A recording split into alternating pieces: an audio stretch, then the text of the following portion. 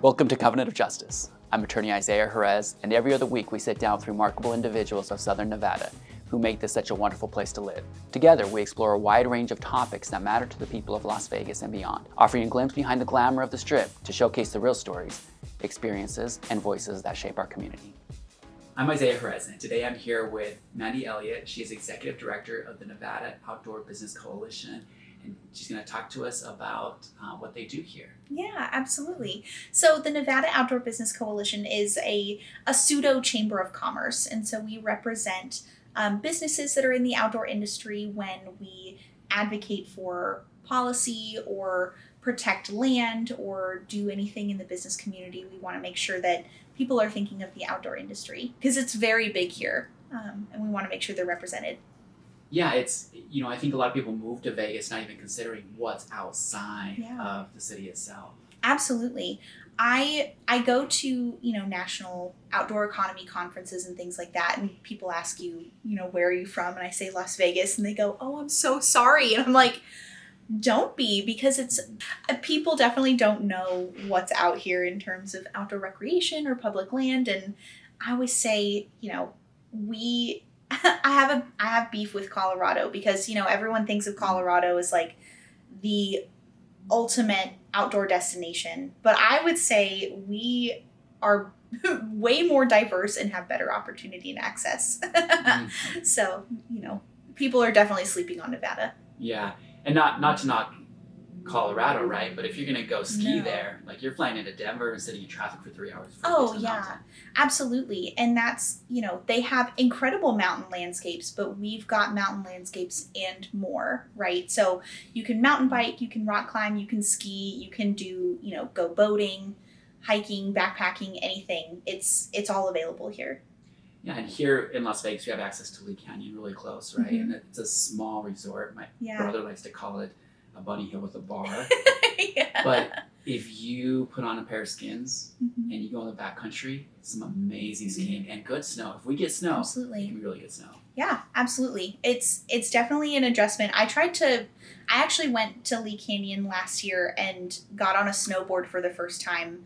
Probably won't do that again. Probably will, sign up for a lesson. So not your peak condition, but it's there and it's, ready for people to recreate if they want to.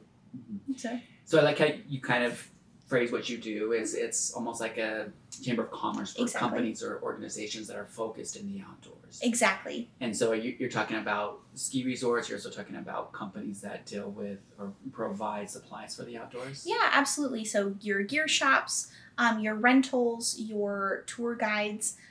We have ancillary businesses as well. So like, law firms, or we've had a doctor in our membership at one point. But the main thing for us is you care about the outdoors, you steward the outdoors in some way.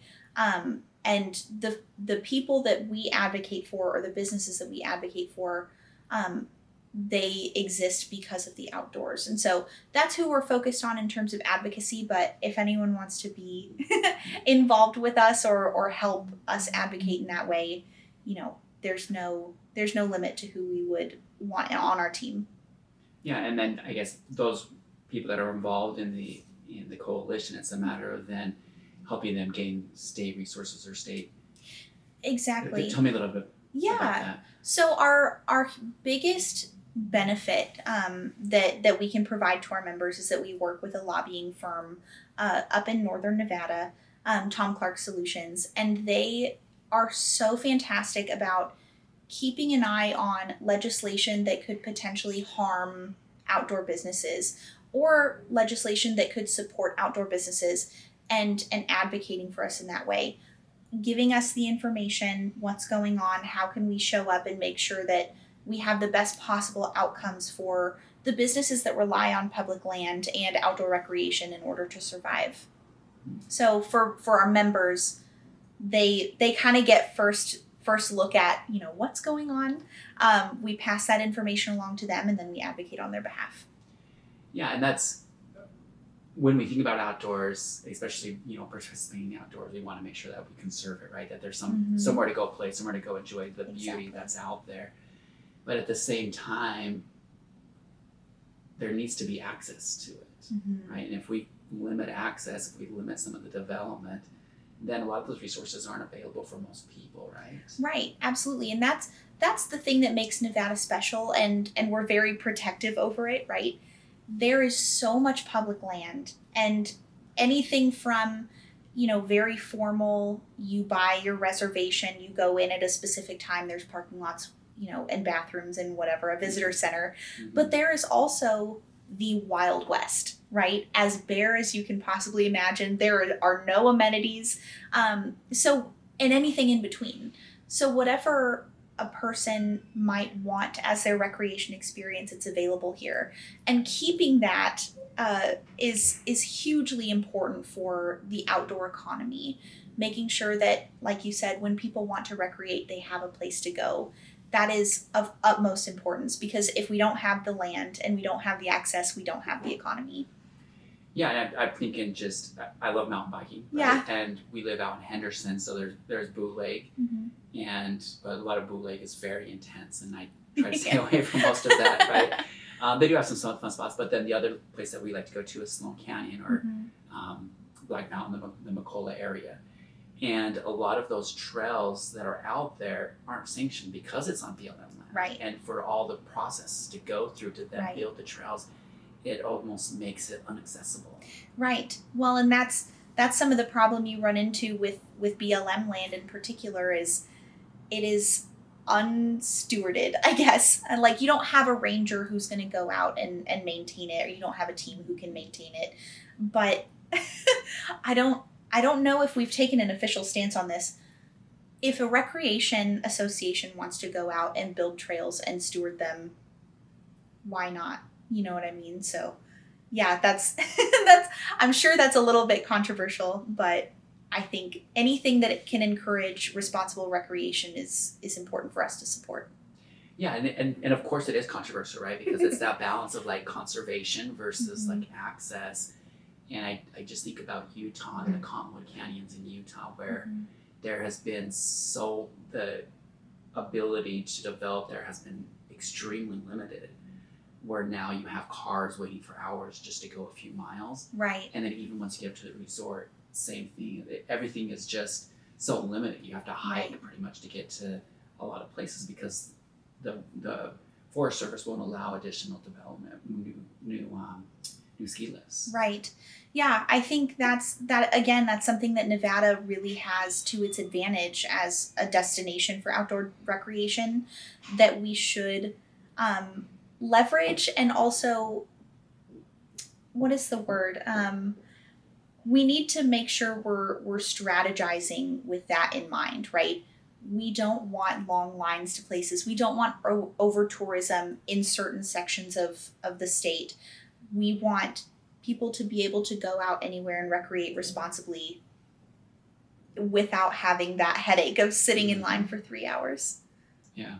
And we're surrounded by it, right? I mean, you go north, you get the Valley of Fire. You go west, and you have Lee Canyon, or you have Red Rock. Red Rock, or you go a little bit further south and you have Blue Diamond. Right. And you go south, and I used to ride my bike out to Sandy Valley, and that is just beautiful. I mean, I love road cycling, and one thing that I think people don't understand is this is, I believe, like one of the best places in the world to ride your bike on the road. Yeah. Because I can go any direction and ride my bike for 100 miles and almost hit like no traffic, no stoplights. Yeah. It's incredible what we have here. And like you said, we're surrounded on all four sides by incredible public land. And I do think it's important too for us to emphasize, like, I'm a rock climber. I love Red Rock, right? It is my home away from home. It's beautiful. Couldn't ask for a better place. But we should be encouraging people to go elsewhere, right? Because there is so much more to see. A piece of public land that the coalition feels very passionate about is Abiquame, which is our newest national monument. And it's actually under threat of a mining expansion right now. So I want to make sure to mention how important and beautiful it is. But, if you go down towards Searchlight and you go towards Walking Box Ranch is the museum that's there. I mean, it is some of the most pristine and beautiful desert landscapes, and there's like 500 miles of backcountry roads that you can explore. Um, and nobody talks about it. Nobody knows about it, which is really a shame because it's just stunning. So yeah, to your point, we've got so much incredible public land and recreation opportunities in the Las Vegas area or in the Southern Nevada area that goes unnoticed, I think. And so with the coalition trying to bring a spotlight to that, right? Okay, hey, look, it's getting really busy over at Red Rock. Look at all these other areas Exactly. out there. Yeah, and bringing opportunity for the businesses that are out in Searchlight to, benefit from people going out to visit these places, right? Because ultimately we are a chamber of commerce and we focus on economic activity. The public land, without the public land, we don't have the economic activity, but we exist to support the businesses. And so when we encourage people to go out to places that don't get as heavily trafficked, we're also encouraging people to patron the businesses that are there in those gateway communities, because they're important as well, and we want to see more of them. And how does that work with spotlighting those areas?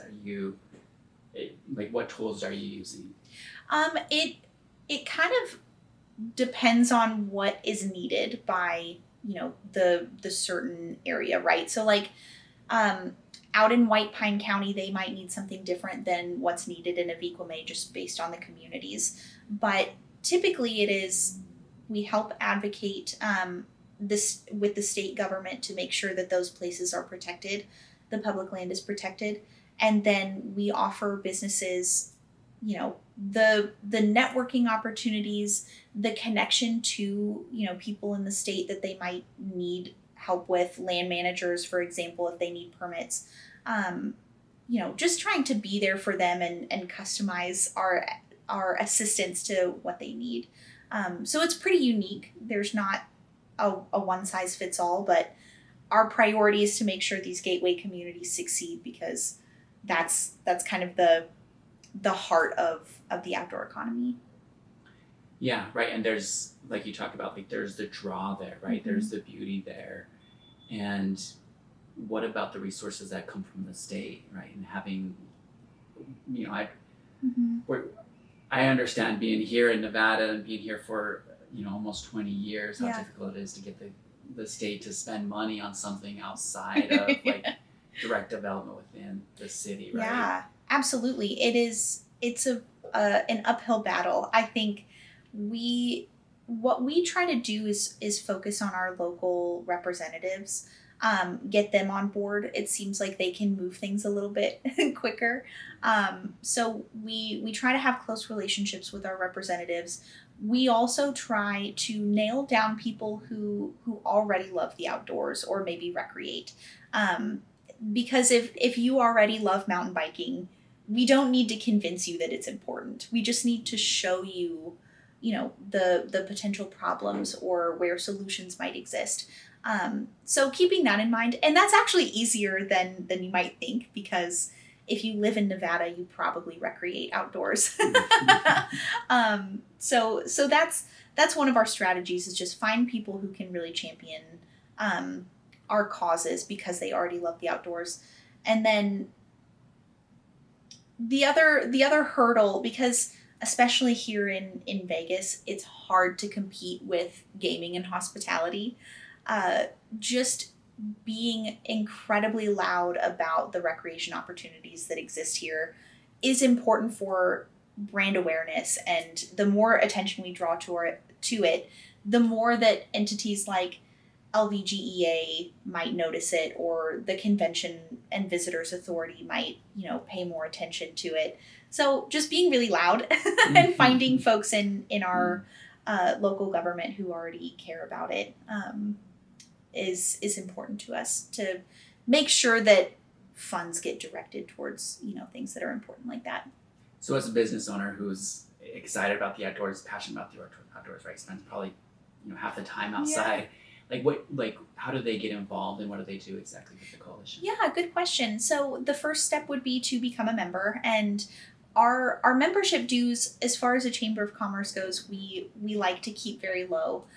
The entry membership is $150 for the year, and it goes up from there if you would be interested in a board position or something like that. But the thing that we value that we get from our members is not the membership dues, but it is the conversation.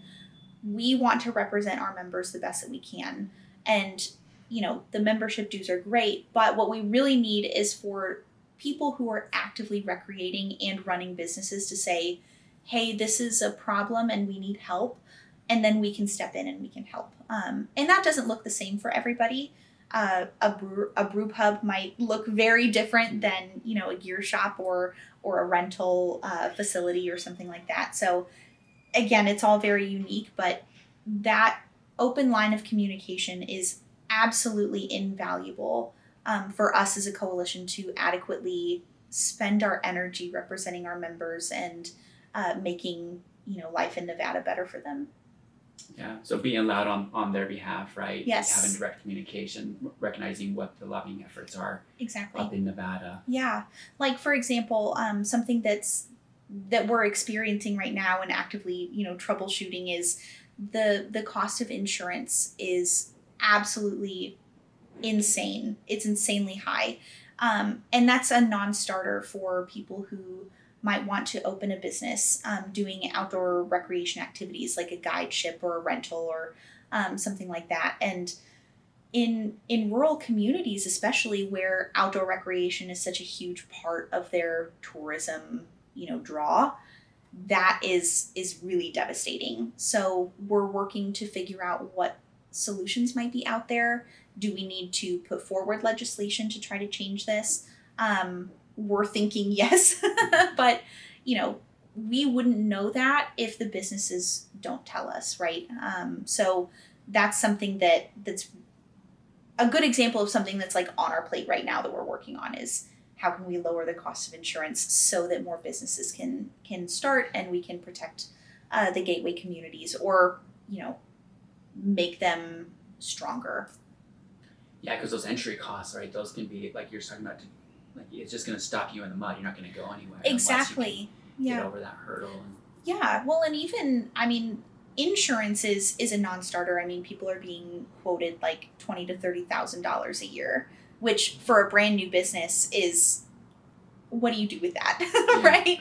And even just the cost of getting a business licensed in Nevada, you're looking at $800. And if you think about, asking somebody in a rural community to open up a shop and before you see anything, you have to do all of this work and also pay $1,000 for your licenses and your website and all of this, that, and the other. And then the insurance, it's like the mountain just becomes taller and taller for these folks to climb and they just choose not to because they can't. So we want to try to make that more accessible for people because we want more outdoor businesses. Yeah, right. It's like you talk about, it's a huge draw, right? Mm-hmm. We've got something here. It's been a big draw for Colorado, kind of like what you brought up. Yeah. And so why not bring people here to experience what we have? Right, exactly.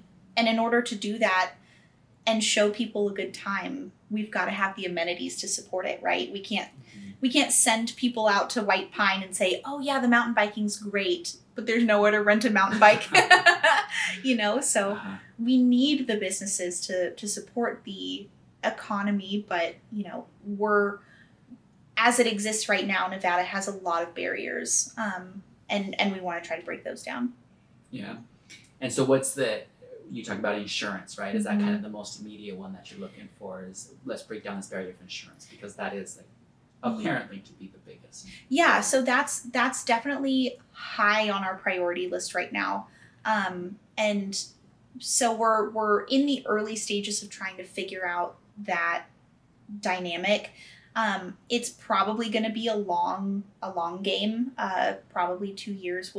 I think we'll look to maybe introduce a bill sometime in 2027, but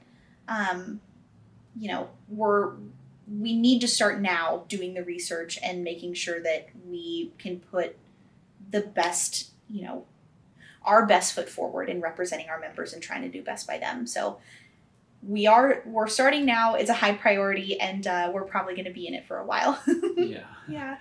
So someone who wants to come in and participate, right? Membership dues, coming in and providing some of their talents or some of their resources to then kind of be that voice, kind of bang the drum. Exactly. Essentially. Yeah, and business assistance is something that we're something that we also can provide.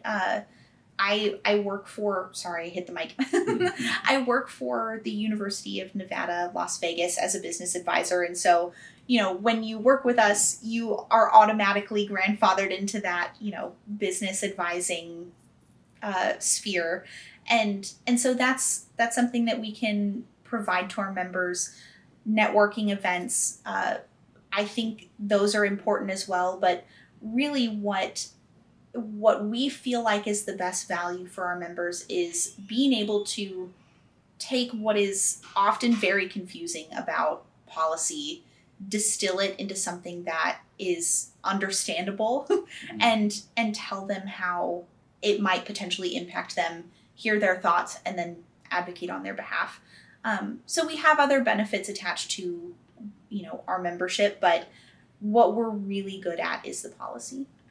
Yeah.